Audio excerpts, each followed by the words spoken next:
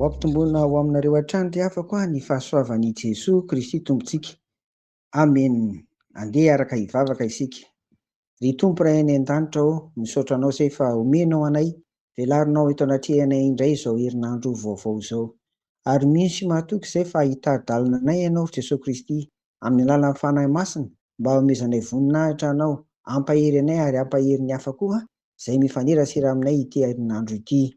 Dia ingany Tompo ao anatin'izany no amirapiratany voninahitra ao. Amin'ny anaranao ry Jesosy Kristy Tomponay no anaovanay an'izany vavaka izany.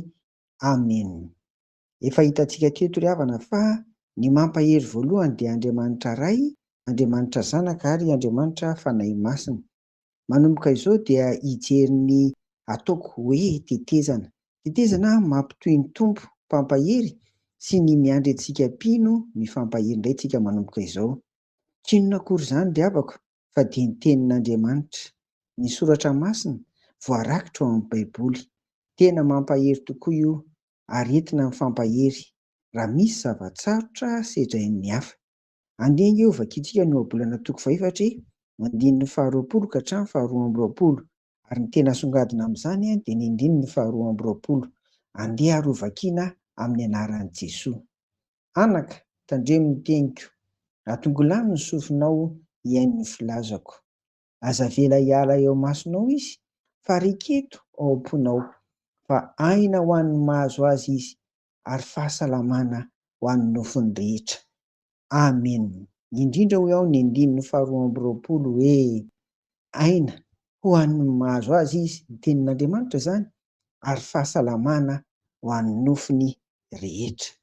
Ny tenin'Andriamanitra eto izany dia ambara fa aina, izany hoe mitondra fahavelomana ho an'izay mahazo azy, ary faharoa fahasalamana ho an'ny nofiny rehetra, izany hoe ho an'ny vatany iray manontolo.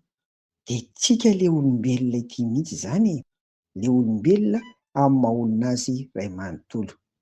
Mazava ho azy araka izany ny herin'ny tenin'Andriamanitra na ny soratra masina izay vakiana isan'andro eo ambany fitarihan'ny fanahy masina. Ny teny tsara lahatra ry havako sy ny kabary tsara rafitra, eny tena mety hampahery tokoa ireny. Fa hafa ihany ny aina dia ilay aina avy amin'ny tenin'Andriamanitra, satria nahoana? Jesosy Kristy mihitsy ilay teny tonga olombelona, izy ilay tsy ho levona na ho levona aza ny tany sy ny lanitra, ary izy tonga mba hitondra fiainana. Sarobidy izany ry havana amin'ny fiainantsika.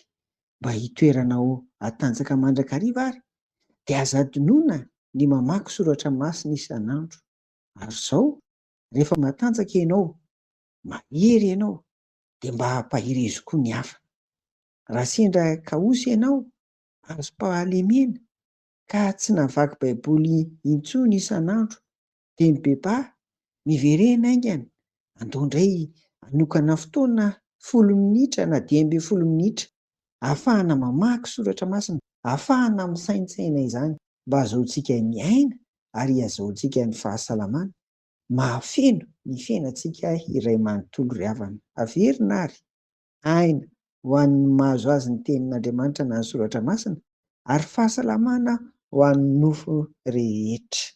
Koa hifampahery amin'ny alalan'ny tenin'Andriamanitra isika ao anatin'izany ry havako. Dia ho an'Andriamanitra irery ny voninahitra. Amen. Mivavaka ary isika.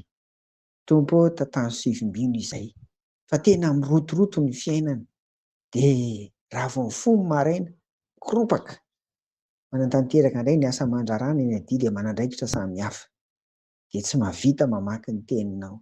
Mifona Tompo, tonga koa ny alina, trotraka, vizana, dia tsy mahavaky ny teninao ihany koa. Mifono izay Tompo, fa amin'izao ary dia ampio izay isan'andro hay-andamina ny fiainanay mba ahazahoanay manovo aina amin'ny teninao, ary indrindra koa hitondra fahasalamana ho an'ny fiainanay rehetra izany. Ireny sangatany amin'ny anaran'i Jesoa. Amen. Ho aminareo ny fiadanan'i Jesoa ry havako. Amen.